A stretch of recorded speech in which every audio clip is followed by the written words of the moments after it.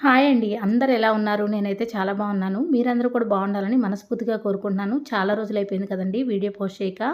ఈ మధ్య కాలంలో నాకు కొంచెం హెల్త్ బాగోక వ్లాగ్స్ అయితే తీయట్లేదండి. అయితే వినాయక చవితి అయితే చాలా బాగా సెలబ్రేట్ చేసుకున్నాము.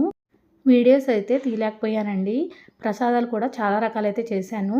స్వామివారిని మా ఇంట్లో అయితే 5 రోజులు ఉంచుకున్నామండి. ప్రతిరోజు కూడా స్వామివారికి ప్రసాదం చేసి పెట్టాను. కానీ వీడియోస్ తీయడం వీలు కాలేదు. ఎందుకంటే పనులు ఎక్కువగా ఉన్నాయండి. మా అత్తయ్య, మా మామయ్య గారు వచ్చారు. ఇంట్లో పనులు ఉండడం వల్ల వీడియోస్ తీయడం వీలవ్వలేదు. అందుకే ఈ వీడియో అయితే లేట్‌గా పోస్ట్ చేస్తున్నానండి. నేనైతే వినాయక నవరాత్రుల్లో చక్కెర పొంగలైతే ప్రిపేర్ చేశాను. ఆ చక్కెర పొంగలి నేను ఏ విధంగా చేస్తానో ఈ వీడియోలో అయితే షేర్ చేస్తానండి.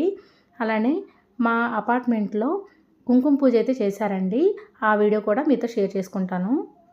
చక్కెర పొంగలైతే చాలా బాగుంటుందండి. చేయడం కూడా చాలా ఈజీ. నేనైతే నా చిన్నప్పుడు అసలు ఎప్పుడూ తినలేదు. నా పెళ్ళైన తర్వాత కూడా తినలేదండి.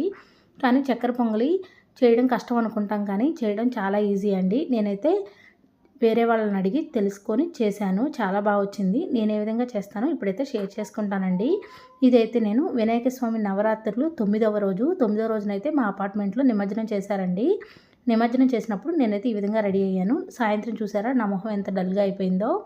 ఇక్కడ చక్కెర పొంగల్ ప్రిపేర్ చేయడం కోసం బియ్యం, పెసరపప్పు 2 కలిపి ఒక గ్లాస్ అయితే తీసుకుంటున్నానండి.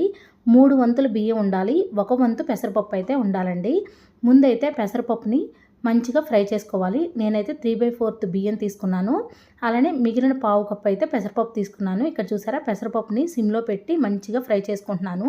స్మెల్ వచ్చేంత వరకు ఫ్రై చేసుకోవాలి. చక్కెర పొంగలైతే భలే టేస్టీగా ఉందండి. నేనైతే అంతకుముందు అసలు ఎప్పుడూ తినలేదు. అచ్చం బెల్లంతో చేసుకోవచ్చు, చక్కెరతో కూడా చేసుకోవచ్చు. ఒక 3/4 బియ్యం అయితే తీసుకున్నాను. బియ్యాన్ని కూడా ఫ్రై చేసుకుంటే బాగుంటుందండి. మరీ ఫ్రై కాదు. 1 నిమిషం వేయించుకుంటే సరిపోతుంది. వేయించుకోకపోయినా పర్లేదు. పెసరపప్పు అయితే వేగిపోయిందండి. ఇప్పుడు పెసరపప్పుని, బియ్యాన్ని మంచిగా కడగాలి. కడిగిన తర్వాత నార్మల్‌గా పొయ్యి మీద అన్నం వండినట్టు వండేయచ్చు, లేదా కుక్కర్‌లో అయినా పెట్టేయచ్చండి. 1 గ్లాసు బియ్యానికి పప్పు, బియ్యం 2 కలిపి 1 గ్లాస్ కదా! 1 గ్లాస్‌కి 2 గ్లాసుల నీళ్ళైతే పోసుకుంటే సరిపోతాయండి. కుక్కర్‌లో అయితే 2 గ్లాసులకి కొంచెం తగ్గించి పోయండి. ఎందుకంటే విజిల్ వస్తుంది కదా! ఆవిరికి మెత్తబడే ఛాన్స్ ఉంటుంది. అన్నం పొడి పొడిగా ఉంటేనే టేస్ట్ బాగుంటుంది. నేనైతే కుక్కర్‌లో అయితే చేస్తున్నానండి. నార్మల్‌గా రైస్ ఎలా వండుకుంటామో అలానే 1 గ్లాసు బియ్యానికి 2 గ్లాసుల వాటర్ అయితే వేయాలండి. 2 గ్లాసులు కూడా కొంచెం తగ్గించి వేసుకోండి. మరీ ఎక్కువగా వేస్తే గుజ్జయిపోతుంది. విడివిడిగా వచ్చేలాగా అన్నం వండుకోవాలి. కుక్కర్‌లో అయినా సరే 2 విజిల్లు వచ్చిన తర్వాత కట్టేసేయండి. ఆవిరంతా పోయిన తర్వాత మూత తీసి చూడండి. అన్నం, పప్పు విడివిడిగా రావాలి. అప్పుడే టేస్ట్ బాగుంటుంది. నేనైతే వినాయక చవితి నవరాత్రుల్లో ఇంకా ఎక్కువ క్వాంటిటీలో అయితే చేశానండి. అప్పుడైతే ఇంకా విడివిడిగా వచ్చింది. ఇదైతే ఫస్ట్ టైం ట్రై చేశాను కాబట్టి లైట్‌గా మెత్తగా అనిపించింది. 1 గ్లాసు బియ్యం, పప్పు కలిపి 1 గ్లాస్ కదా! ఆ గ్లాస్‌కి 1 గ్లాసు బెల్లం అయితే కరెక్ట్‌గా సరిపోతుంది. హెల్తీ వేలో చేసుకోవాలంటే అచ్చం బెల్లమే వేయొచ్చండి.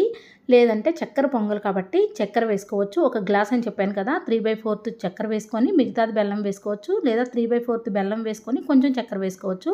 2 కలిపి 1 గ్లాస్ అయితే వేసుకోవాలి. ముందైతే బెల్లంలో ఒక 3/4 అంటే టీ తాగే గ్లాస్ ఉంటుంది కదండీ! కొద్దిగా వాటర్ పోసి బెల్లం మొత్తం కరగాలి. బెల్లం కరిగిన నీటిని బెల్లం నీళ్ళు ఉన్నాయి కదండీ! అవి ఏం పాకం రావసరం లేదు. మనం అన్నం ఉడికించి పెట్టుకున్నాం కదా! అందులోకైతే డైరెక్ట్‌గా బెల్లం కరిగిన నీటిని వేసి మంచిగా దగ్గరకొచ్చేంత వరకు బెల్లం పాకంలో అన్నాన్ని ఉడకనివ్వాలి. అన్నం ఉడికిన తర్వాత విడివిడిగా రావాలండి. ఎసరు అన్నం ఉడికేటప్పుడు ఎసరు తక్కువగా పోసుకుంటే విడివిడిగా వస్తుంది. కొంచెం మెత్తగా అయినా పర్లేదు, టేస్ట్ బాగుంటుంది. ఇలా దగ్గరకొచ్చిన తర్వాత దీంట్లో కొద్దిగా యాలక్కాయల పొడి వేసుకొని కొంచెం నెయ్యి వేసుకోవాలండి. నెయ్యి వేస్తే టేస్ట్ అయితే చాలా బాగుంటుంది. డ్రై ఫ్రూట్స్ ఉంటే వేసుకోవచ్చు. అలానే కొబ్బరి ముక్కలు కూడా వేసుకోవచ్చు. నేను ఫస్ట్ టైం చేసినప్పుడైతే కొంచెం మెత్తగా అనిపించింది. కానీ చక్కెర పొంగలి విడివిడిగా ఉంటే బాగుంటుంది కాబట్టి 1 గ్లాసు బియ్యానికి 2 గ్లాసుల వాటర్ వేసుకోండి. కరెక్ట్‌గా సరిపోతుంది. విడివిడిగా వస్తుంది. టేస్ట్ కూడా చాలా మంచిగా అనిపిస్తుంది. ఈసారి మేము వినాయక స్వామిని అయితే ఈ విధంగా పెట్టుకున్నామండి. స్వామివారికి 5 రోజులైతే ప్రసాదాలు చేసి పెట్టాను. మేమైతే మా ఇంట్లో 5 రోజులైతే ఉంచుకున్నానండి. వినాయక నవరాత్రుల్లో 5 రోజులు కూడా ఉదయం, సాయంత్రం 2 పూట్ల కూడా స్వామివారికి అభిషేకం చేశాను. కుంకుమ పూజ కూడా చేసుకున్నామండి. నవరాత్రుల్లో అపార్ట్మెంట్‌లో స్వామివారిని పెట్టుకున్నాం కదా! అక్కడైతే పీటల మీద కూడా కూర్చున్నాము. పీటల మీద కూర్చున్నప్పుడైతే నేను స్వామివారికి ప్రసాదంగా సేమియా కేసరి అయితే ప్రిపేర్ చేశానండి. ఎక్కువ క్వాంటిటీలోనే ప్రిపేర్ చేశాను. చక్కెర పొంగల్ చేశానని చెప్పాను కదా! 3 గ్లాసుల చక్కెర పొంగల్ అయితే ప్రిపేర్ చేశాను. అలానే స్వామివారికి ఉండ్రాళ్ళు, అలానే కుడుములు అంటే ఇష్టం కదా! అవైతే ప్రిపేర్ చేశానండి. కుడుములు అయితే భలే టేస్టీగా ఉన్నాయి. పరమాన్నం, పులిహోర కూడా ప్రిపేర్ చేశానండి. ఆ రోజు నేనైతే తలస్నానం చేసి మధ్యాహ్నం 1 గంటకు స్టార్ట్ చేస్తే 4:30 కల్లా పనులన్నీ కంప్లీట్ అయిపోయాయి. మేమైతే 7 పీటల మీద అయితే కూర్చున్నాము. పూజ అయితే చాలా బాగా జరిగింది. నేనైతే చీర అయితే కట్టేసుకున్నానండి. నైటే గిన్నెలన్నీ వాష్ చేసుకున్నాను. ఆ రోజైతే చాలా పని ఉంది. వీడియో అయితే పూర్తిగా తీయలేకపోయానండి. మందారం పూలైతే భలే పూస్తున్నాయండి. చూడండి ఎంత పెద్దగా ఉన్నాయో.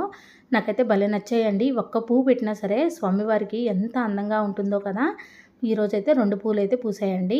ఇదైతే కొమ్మైనా సరే వెంటనే బతుకుతుంది. వెంటనే పూలు కూడా పూస్తూ ఉంటాయి. ఒక్కొక్కసారి అనుకోకుండా కొన్ని పనులైతే జరుగుతూ ఉంటాయి కదా! మేమైతే వినాయకుడిని ఆ ఇంట్లో 5 రోజులైతే ఉంచుకున్నామండి. మా అపార్ట్మెంట్‌లో వినాయక స్వామిని అయితే ఎప్పుడు 5 రోజులే ఉంచుతారు. ఈసారి అయితే 9వ రోజు నిమజ్జనం చేద్దామనుకున్నారు. మేమెప్పుడు కూడా మా ఇంట్లో స్వామివారిని 5 రోజులు ఉంచుకొని మేమే నిమజ్జనం చేస్తాము. అయితే ఈసారి కూడా స్వామి కింద అపార్ట్మెంట్‌లో ఉన్న స్వామి 9 రోజులు కాబట్టి మనం కూడా 9 రోజులు ఉంచుకుందాం అనుకున్నాము. కానీ ఒక చిన్న నెగెటివ్ జరిగిందండి. అంటే అదేమీ లేదు.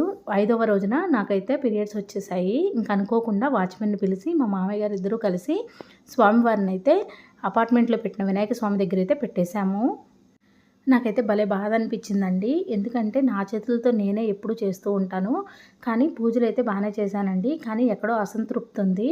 అయితే స్వామివారికి నిమజ్జనం చేయడానికి 9 డేస్ ఉంది కదా! ఆ రోజుకైతే 5థ్ డే అయింది కాబట్టి ఎటువంటి ప్రాబ్లమ్ లేదు.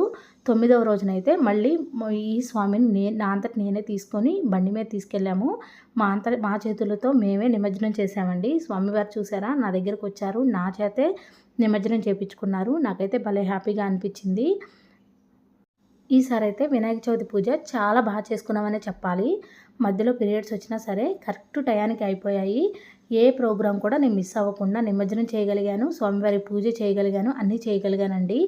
ఒక్కొక్కసారి మనం ఏదనుకున్నా అది జరగదు. అక్కడ ఏది జరగాలి అని రాసిపెట్టుంటే అదే జరుగుతుందండి. పీటల మీద కూడా కూర్చున్నాము. చాలా హ్యాపీగా అనిపించింది. మా అపార్ట్మెంట్‌లో అయితే కుంకుమ పూజ చేశారండి. ఒకరోజు ఫ్రైడే రోజు చేశారు. నాకు ఆ రోజుకైతే 4 డేసే అండి. నేనైతే చేసుకోవడం కుదరదు కాబట్టి కొంచెం దూరంగా కూర్చున్నాను. అందరూ పూజ చేసుకునేదైతే చూడగలిగానండి. అందరూ నాకు బొట్టయితే పెట్టారు. ఈసారి వినాయక చవితి అయితే అందరం బాగా సెలబ్రేట్ చేసుకున్నామండి. అందరూ చాలా బాగా ఎంజాయ్ చేశాము.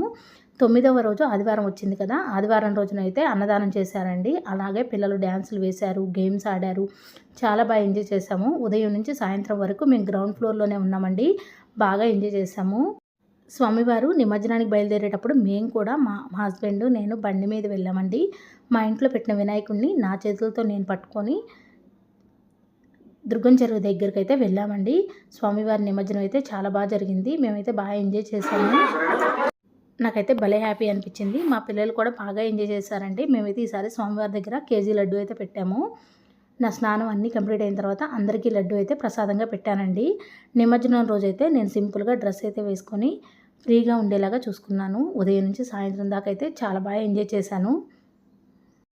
ఇంట్లో ఆడవాళ్ళు ఎప్పుడు పనులే కాకుండా మన కోసం మనం కొంచెం టైం అయితే కేటాయించుకోవాలండి. ఈ వీడియో మీకు నచ్చిందా? నా వీడియో కానీ మీకు నచ్చినట్టయితే లైక్ చేయండి, షేర్ చేయండి, కామెంట్ చేయండి ఫ్రెండ్స్. కొత్తవారు ఎవరైనా మన ఛానల్ చూస్తున్నట్టయితే సబ్స్క్రైబ్ చేసుకోండి. Thank you for watching. Bye అండి.